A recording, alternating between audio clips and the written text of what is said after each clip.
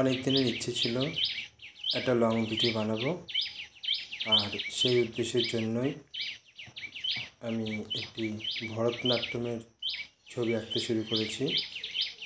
এই ছবিটা প্রথমে পেন্সিল ইউজ করিনি, আমি বল পেন ইউজ করেছি। আর বল পেনের পরে অন্যান্য কালারগুলো ইউজ করেছি। তোমরা একে একে ধাপে ধাপে দেখো। আর আমি যে পরিবেশে বাস করি সেটা সাউন্ড শুনেই বুঝতে পারছো নিশ্চয়ই। আমি খুব একটা শান্তশিষ্ট পরিবেশে বাস করি, যার জন্য এখানে পাখির অনেক কুজন শুনতে পাওয়া যায়। সকাল থেকে রাত পর্যন্ত সারাক্ষণই যেন পাখি ডাকে। চারিদিকে অনেক নিস্তব্ধ, অনেক শান্ত, প্রচুর গাছপালা, সেরকম জায়গায় আমি বাস করি। তো দেখো কিভাবে আমি একটা ভরতনাট্যমের ছবি স্কেচ করছি।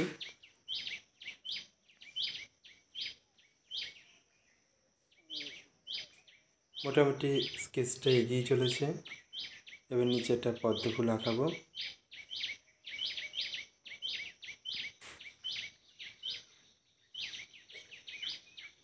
পদ্ম ফুলের ওপর অংশটা শেষ হলো, এবং নিচেরটাও শেষ করে দিলাম খুব তাড়াতাড়ি। ভিডিওটা একটু রানিং করে দেখিয়ে দিলাম।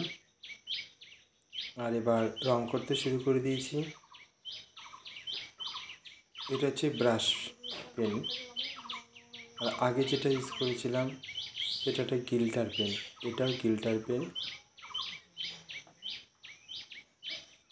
এটা একটা গোল্ডেন কালার দিয়ে গহনাগুলো করতে শুরু করে দিয়েছিলাম, আর গহনা হয়েই এসছে। এবার সাধারণ পেন্সিল দিয়ে সেট করছি, কারণ ড্রেসটা আমি সাদা রঙের রাখবো। তাই যে জায়গাগুলো ছায়া পড়েছে শুধু সেই জায়গাগুলো একটু সেট দিয়ে দিচ্ছি। মোটামুটি সেট কমপ্লিট হওয়ার পরে এবার চুলের খোপাটা করছি, তারপর মুখের শেডগুলো দেওয়া শুরু করে দিয়েছি।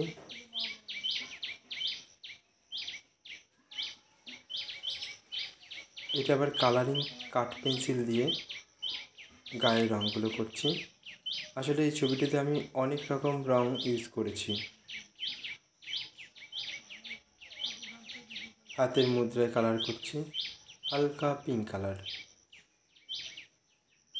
আর শেডগুলো বোঝানোর জন্য একটু রেড কালার ইউজ করেছি।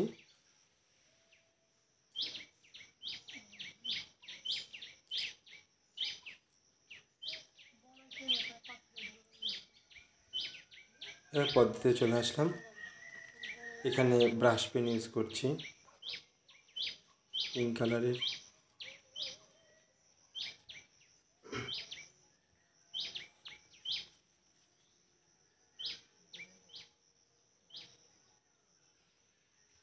এরপর পদ্মের বীজের জায়গাগুলো ঠিক করার চেষ্টা করছি। ছোটো ছোটো বীজ দিয়ে দিয়েছি। আর ফাইনালি ছবিটা কমপ্লিট হয়ে গেল। কেমন হলো অবশ্যই জানিও। আমি খুবই খুশি হব তোমরা যদি কমেন্টে জানাও যে কেমন হয়েছে। অনেক অনেক ভালো থেকো।